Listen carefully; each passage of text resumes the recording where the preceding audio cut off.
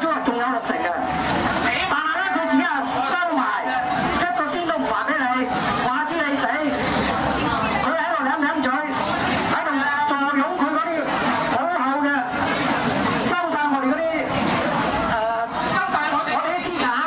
我哋啲血汗錢啊！就用一條咁樣唔公平嘅方程式，而呢個方程式咧喺佢設計嗰陣時咧已經係知道咧，一定係會贏你嘅，即係話贏佢輸贏。